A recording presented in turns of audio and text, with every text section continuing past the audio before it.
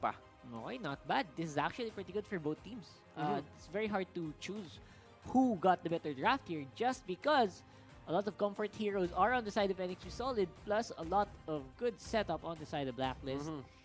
It's going to be a big toss-up, I would say, in this one. And by the way, Blacklist International dito has yet to lose a game with an Alice.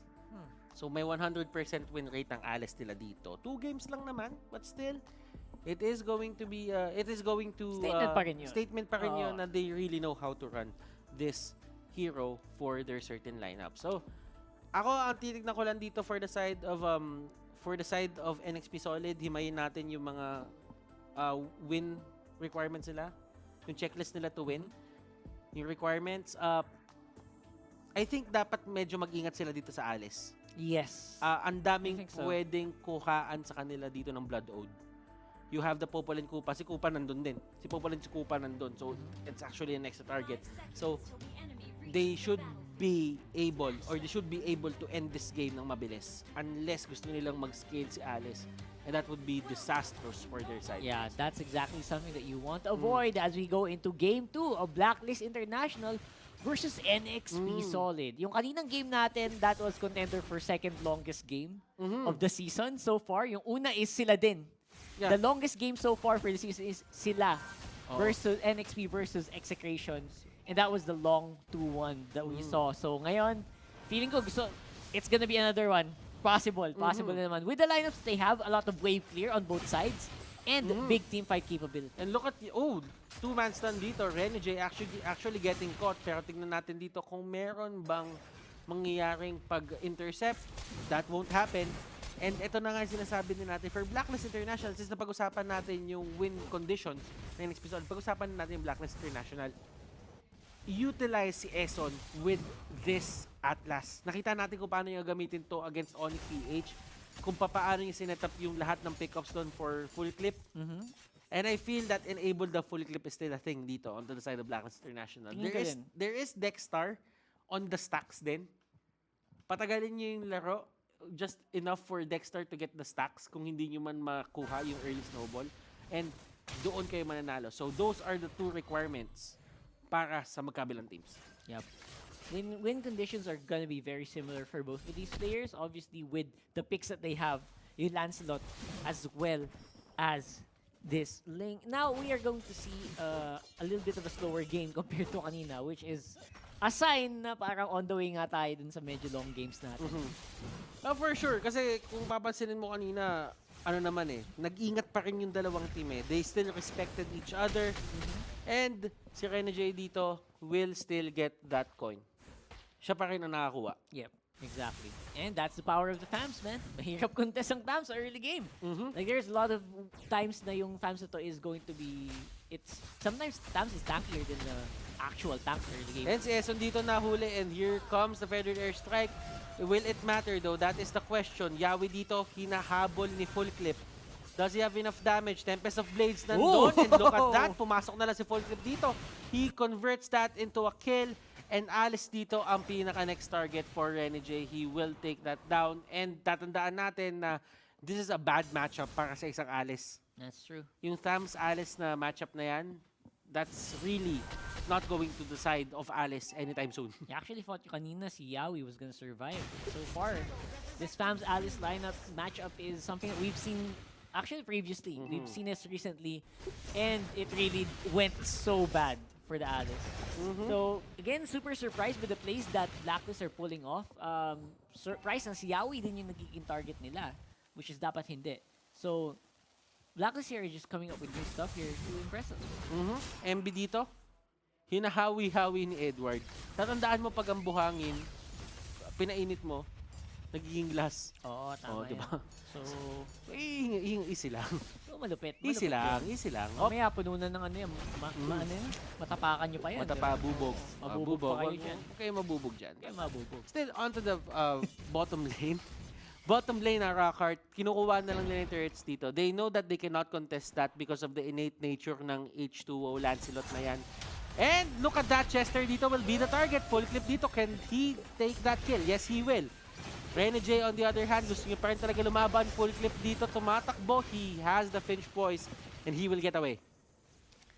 So compared to last game though, dalawa na lang ang instant lockdown dito ng NXP4 against a Ling, which is going to be obviously Chester on the Popoling Krupa and Yawi. So other than that, it's gonna be very hard to keep full clip locked in compared to last game na there was a long duration na lock up potential. Uy. So ito yung kala ko makuha. Pumapasok si full clip ng ganon. And Mainit, he mainit. really just tried to get that certain, you know, crab coin para ma-accelerate lang yung farm dito ni Ling, ni full clip, but still it won't really matter as meron na namang nangyayaring laban dito sa may taas and they will go for the chase. They know that they have the upper hand. MB dito falling very low, wala siyang Firaga armor and look at this, full clip unloading on Grabe everyone. naman. Full clip is activated, ladies and gentlemen. Grabe. Earlier, he was just on the bottom part of the map trying to steal that coin and all of a sudden, he was fighting on the top lane very easily. And ito na nga yung pinasabi natin about full clip. There's a reason why he stopped KDA right now. He does a lot of things, especially given the right heroes. And Ling pa ang gamit niya ngayon. Full clip dito. Nakita mo yung damage output sa kanya. You really have to respect kung ano man. Respeto pa rin kay H2, Respeto pa rin man. kay H2. You gotta take care, bro. Oo, kailangan Or mag-ingat ka else. talaga. Thorn Rose talaga ang magiging pinakakalaban mo dito. Pero in terms of getting these buffs, Retribution and Thorn Rose, ang ayaw mong makita. Although onto the bottom lane, Dexter dito is getting priority over 2 lanes. Which is pretty good, I would say. Still pretty good. Now, Yawi, nag-aabang pa rin. And I think ayaw nilang ibigay yung turtle na to. Setup will be very crucial here in the timer. You want to get that third turtle if possible, especially if you're Blacklist. And NXP ngayon ang Zuma Zone around the bottom lane. Eson, on the other hand, nandito siya, nahulid siya dito. Ng side ng NXP Solid, Fatal Links is there. It will not be able to save him, pero sabi ni Aqua dito, sige, pwede ako umalis. Yung bird form niya, yung wings by wings, is makakancel. Ayan na. Yawi going in, and look at this map control for the side of NXP Solid. They're actually making it work. H2O, nasa third nila sila dito. Rene J, nagsusuntukan sila dito ni Edward. And look at MB preemptively going straight for Edward dito with the last insanity. Tignan natin dito kung ano mangyayari dito sa may fight na to. Edward trying to get away. Kinagat-kagat siya ng aso, and that Chichu Dog will get the kill. And of course, the turtle will be going over to NXP Solid pa rin. H2O getting everything he wants in that fight. Yawi on setup. Pero dito ito talaga yung mahirap na part. Yung pag-push. Yung mga ganyang maliliit na lang na HP, as long as Aqua is there, Wave clear. mabilis Anti-wave ang clear to. mabilis ang wave clear sa isang feathered airstrike. So kailangan nila mahanap yung way na matatanggal nila si Aqua sa may mapa before they push. Kasi naniniwala ako kaya na nila mag-push ngayon ng diretso eh. They I have think their so. items. Malakas na yung damage output ng NXP. So kailangan lang mahanap ni Chester or ni Yawi ng si Aqua, which will be a bit difficult considering yung mga positioning na ginagawa ni Aqua ngayon. Pero if they pull it off, pag natanggal lang nila isa, ito lang si Farsang to. They will be able to make a big Ito mo yung push. ginawa na ni Chester. Binato na lang yun eh. No? Ito na. Sige. Sige, kaya na yan. Siguro mo na yan, dog. Oh. Okay na yan. Fetch my tower. Fetch my tower na, okay. Pwede na yan. At least nakukuha na natin yung middle lane nila. And that is going to be a big advantage for the side of NXP Solid. Pero ito na naman si Yawi with the initiation. Full clip getting caught out. H2O doon. Going for the slide and taking down that link. That's what we're Slide, talking about, slide lang. boy. Ito na yung sinasabi natin. Yawi on the Kufra. Para na siyang sobrang natural na niya, di ba? Sobrang, it's just comfort. Kung comfort lang, ito na yun, max level. H2O getting out. Yawi dito will be the sacrifice. Magiging sacrifice kaya. And he will get a Cyclone Eye. Grabe. Hinahabol siya Ang layo dito na ni Eson. inabot na. And nakatakas pa si Yawi. See, just exactly what I'm talking about. These things are so natural for him already. He has navigated thousands of Kufra games for sure. And this is not gonna be any different. Feeling ko, ban talaga eh. Feeling ko Baban mo talaga talaga yung Cupra eh, no? Feeling ko talaga parang mali, no? Mali na binibigay mo talaga yun. At the same time naman, I mean, goods talaga yung ginagawa ng team to keep it up and for Chester to allow a lot of these stunts. Yung ginagawa niyang panghuli, malaking bagay din yun. I mean, naniniwala naman ako na may plano sana yung, may plano yung Blacklist International for that Kufra. kaya nila hindi binan. Mm. But still, they're reminded of why it was a threat in the first place nung game number 1. Exactly. Ito yun eh. Di ba? Oo. Ito And yun. they get another kill on Eson. Eson dito, hindi na talaga siya na-activate. And the only thing that is saving Blacklist International dito from outright losing this game is that Farsa. Aqua is doing a great job. Hindi siya nagpapahuli basta-basta dito. Edward though, getting caught na naman on the top side. Plus nabigay pa probably ng Lord. No one is here to contest. Napakalayo ni Full Clip dito sa Lord na to. I don't think that's gonna be anytime soon. And I guess ito yung gagawin mo. If you're Full Clip in this regard, if you're Blacklist, sabihin mo, mag-push ka na lang. Just keep the minion waves in control. Para at least mamaya, pag nasalo natin yung Lord, isang lane lang or dalawang lane lang ang kalaban natin. And we are actually, we could be proven wrong by NXP Solid dito. Kasi sinabi nga natin kanina na baka nga mag 2-1 to. But right now, 2-0 gusto nila, man. gusto ng 2-0 NXP gusto Solid nila. 2-0. Oo. And beyond expectations, ang mga nangyayari dito because we know that these are two very talented teams. Absolutely. I mean, they gotta come up with something and something faster because Blacklist, medyo nahihirapan na sila to secure the waves. And even Aqua's wave clear and Dexstar is sobrang baba na din. Tignan mo yung aso. Lumaki yung aso habang hinagat dito. Si Full Clip.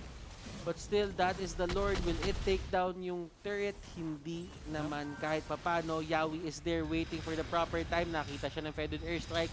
At tignan natin kung may aabot siya ng talon dito. He will actually stop it. Cancel niya dito yon. And Edward is the next target. Look at H2. Wow. Napaluhod si Khalid dun sa may harap. Edward not really looking at what damage output H2O has. Ito yung isa sa mga pinaka-importanting part for the side of Blacklist International. Now, they are down.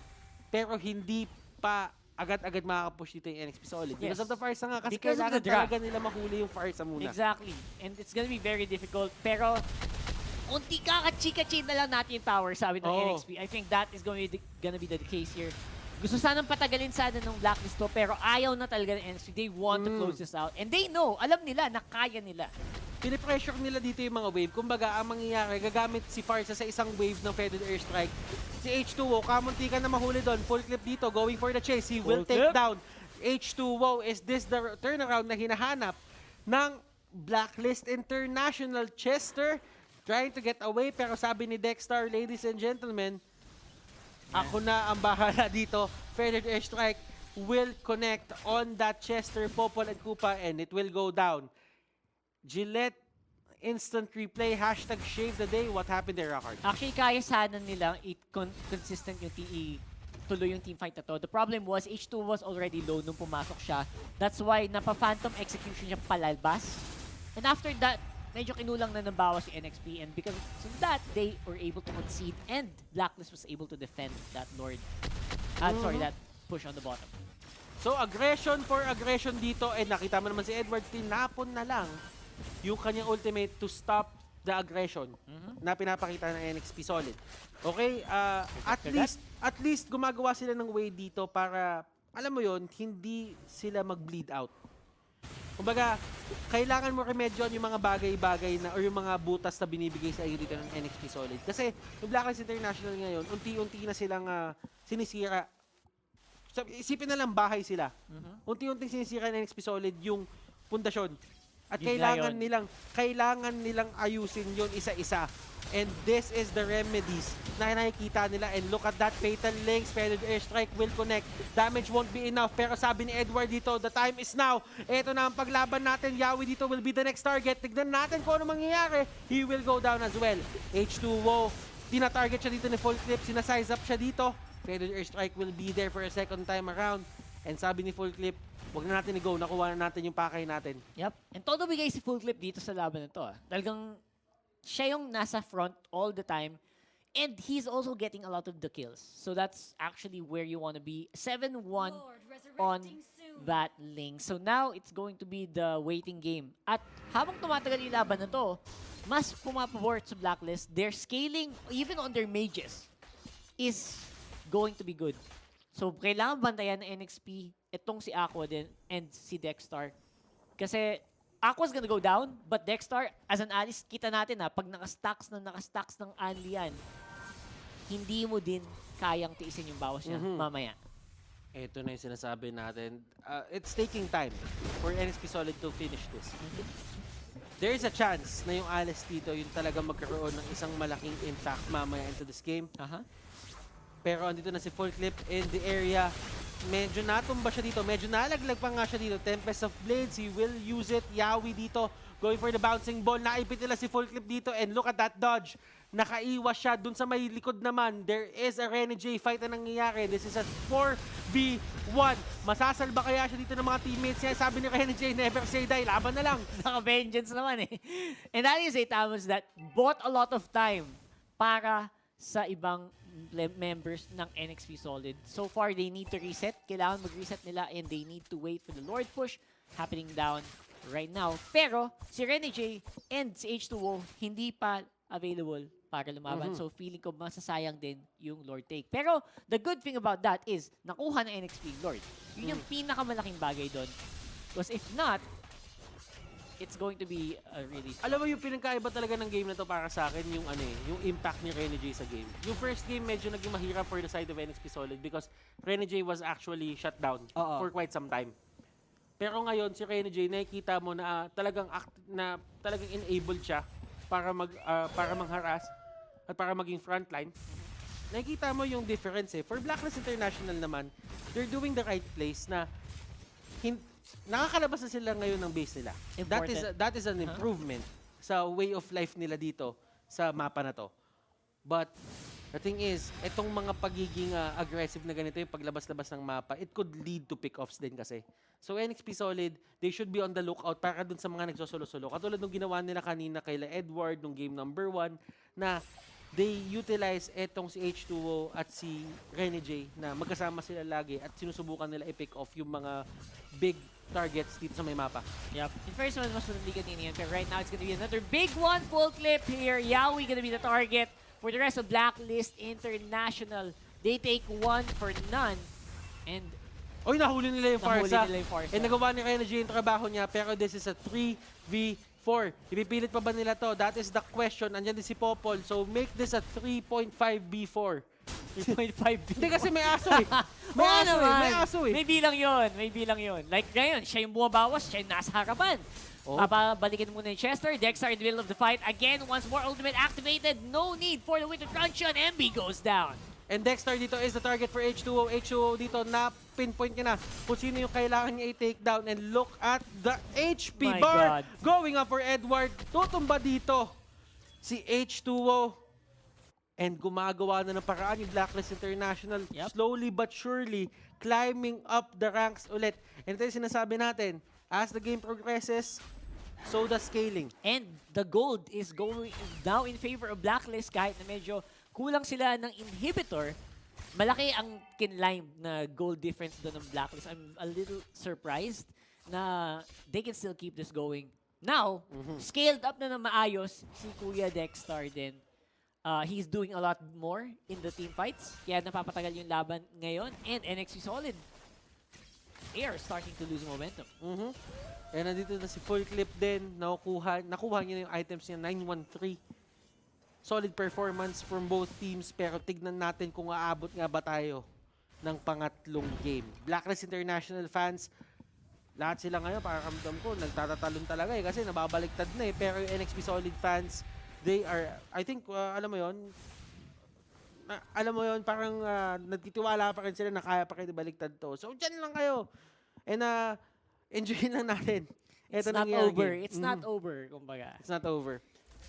It's not over till it's over. 3K gold lead is something na hindi naman ganun ka laking bagay at 18 minutes into the game. Lord aakit na naman and I think this is going to be a better positioning here for Blacklist compared kanina na sila ay medyo umaagaw-agaw lang. And remember, katulad ng sinabi natin, in terms of securing that, kailangan makapwesto agad yung Blacklist International and hindi palapitin sa H2. Yun nga yun. Parang yung ginawa din nila kanina kay Full Clip nung Lancelot. Oo, kailangan ilayo nila. Kailangan ilayo nila. Kung ano yung paghahatak kanina ng NXP Solid para hindi Ganun makalapit si Full Clip dun sa may Lord, ganon din yung kailangan nilang gawin. Tama, tama. So, ang magandang ginagawa naman dito ng NXP is they're just making Blacklist guess. Hindi sila nagpapakita masyado sa mapa. So, hindi nila alam, ano ba, nag-setup na ba ng Lord to? Or, ano ba, hinahunting ba tayo? Are they trying to go for something? Pero looks like si Rene J ang mapapalhaban dito sa baba a little bit. Just a little bit. Patikim lang. Kumbaga, mas magiging laban na mangyari mamaya. And alam na may full clip ngayon na may damage siya. And look at Yawi na pwersa siyang nakita gamitin yung flicker. No. So, walang isang mabilis dito na pag-entrada mamaya na flicker to Tyrant's that ultimate Rage, Tyrant's Rage. Walang ganon. So, at least they take that out. Pero for Eson dito, the same thing happened. Wala na rin siyang flicker dito. So, there's no Napuwersa flicker. palayo. Fatal links. Natanggal ang mga tangke. Kagalingan sila ngayon initiate with their own devices na walang advantage. Yep, so tignan natin sino ang lalamang sa ganun. Pero for now, wave control muna tayo. Wave control muna tayo for both of these teams. And waiting for the waves to go in line. I think yun lang inaantay din ng Blacklist eh. Itong Lord medyo napapanis na dito sa gilid. Hindi ko alam kung magiging priority ba to. Pero kung NXP sana nag-Lord ngayon, they probably could know. Pero hindi din alam kasi ng NXP kung nasan ba ang pwesto talaga ng Blacklist ngayon. Kasi Full Clip and Edward are just near the bushes. They're not showing on the lane. And that is back into the game. Nag-ready na sila dito. Paano nga ba mako-conclude etong game number 2? Not true. Malalaman na natin Feeling ko yan. pang ano na naman to. Malalaman na longest natin games yan na naman in to. just a bit. And we are heading into the 20-minute mark. Look at this. H2O na paalis. Fatal Links will connect. And that was the initiation na hinahanap nila. H2O falling Full very clip. low. Dexter dito onto the backlines. Let's see kung ano pa mangyayari. Full clip. Mga kaibigan, tinutuhog-tuhog yung mga tao dito sa may likod. Full clip. Ayun na, Will he nahuli survive? nila. No, he won't. Yawi is still there. Edward here with a two-man setup. And my goodness, Blacklist International, they are back in it. They're back. Absolutely. One guy remaining dito. Si Chester na lang ang natitira. 30 seconds, 40 seconds sa death timer. Kaya ng pala ibang miyembro nag-iisip. nila. Kaya pala nag-iisip na. Kaya pala may nakita ka ng mga number. Yung setup niya ni Yun na Edward. pala yung gagawin. Ni Eson. Yun na pala yung gagawin ni Eson. Sana may mag-edit. Feeling ko meron eh. Daddy Shark, ikaw na. Daddy Shark, right after the post, no? Oo. Putik yan, no? Wala. Nag-launch agad. Nag-launch agad. Kinalkulan niya yung distansya na gagawin ng flicker niya. Distansya. And ladies and gentlemen, we are heading into game number 3. Nako po. Blacklist International wins game